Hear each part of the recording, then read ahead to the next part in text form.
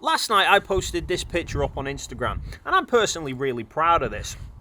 So it's me in an astrophotography kind of setting, but rather than doing the kind of overused, in my opinion, setup of get a head torch and look up at the sky and the Milky Way, etc., I went with something a little bit different.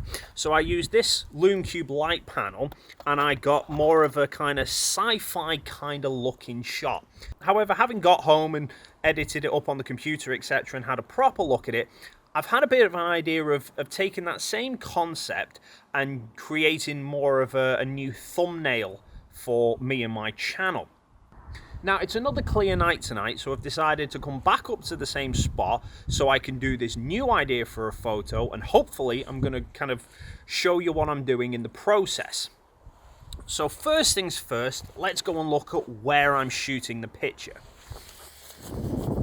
So I'm actually in Northern Ireland, in a place called Monea Castle, which is over there in the distance. I was actually up here last night to do some astro shots, including the castle, and the best shot of the night had no castle in sight. But leading up to the castle is a perfectly straight path with these railings in the background. So all I did was I used the Lume Cube light panel and I stuck it on the floor somewhere around about here.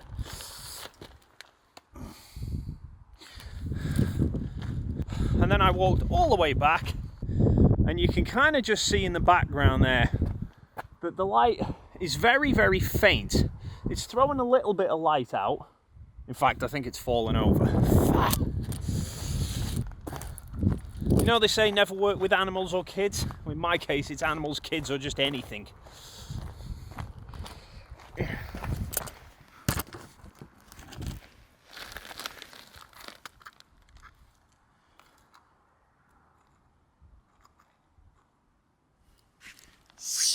Day. So as you see, if you get back here, it's throwing out only a reasonable amount of light, but if you do a fairly long exposure, like long enough to pick up the stars in an astro shot, it actually looks like quite a bit of light. And because of the way the rails fall, they kind of cast shadows within the light, so it gave more of that starburst kind of look. Now, I actually had to do 2 shots and merge them for that particular photo. Because of how long I needed to pick up the stars, I needed about a 25-second exposure, but I couldn't stand still for 25 seconds, as much as I tried. It gave me quite a bit of blur. So I did 1 shot at 25 seconds and ISO 2500, and then I changed to ISO 8000 and a shutter of 6 seconds. And 6 seconds I found I could stay just still enough for long enough that the camera didn't pick up any blur. But for the picture that I'm going to do tonight, I'm not going to use a low continuous power Lume Cube. I'm going to use a flash that I've remembered to bring with me tonight, because I wasn't actually planning on doing that photo last night, so I didn't bring anything with me. So now I'm going to set all that up. Now, unfortunately, I can't show you me shooting the new picture that I'm doing, because I want it to include this camera on a gimbal, and the only other camera I've got is my A7 III that's going to be taking the picture. So I'm not actually going to be able to film myself taking that photo. But what I will do is I will redo the picture that I shot last night, just to show you how I did it. Now, the biggest pain in the ass for this is the fact that I can't use autofocus, but I need to know where I'm roughly going to be standing and focus up on that.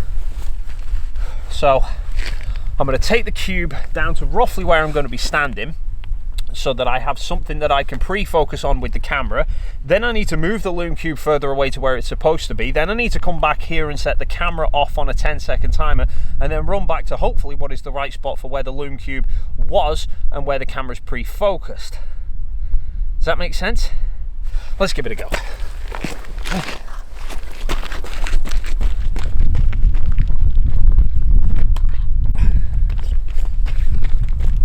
Where's the camera? Where's the camera? There it is. Lume Cube in place. Camera focused.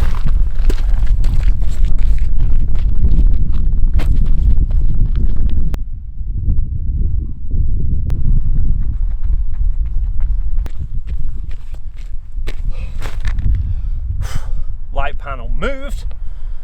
Camera timer.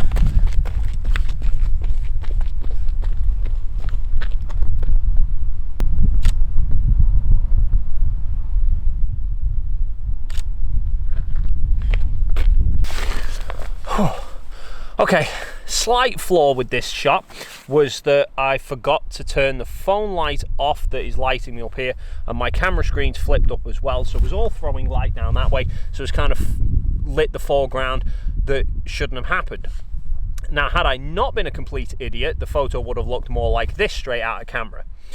Now, obviously, like I said, at 25 seconds, the shutter speed's that long. I'm trying my best to stand still, but there's always going to be a little bit of movement for such a long exposure, which is why I went with two shots. I did one with these settings to get the sky right, and then I changed the ISO up and the shutter speed down so that I could get a shorter shutter speed so I could get me without moving, and I blended the two together.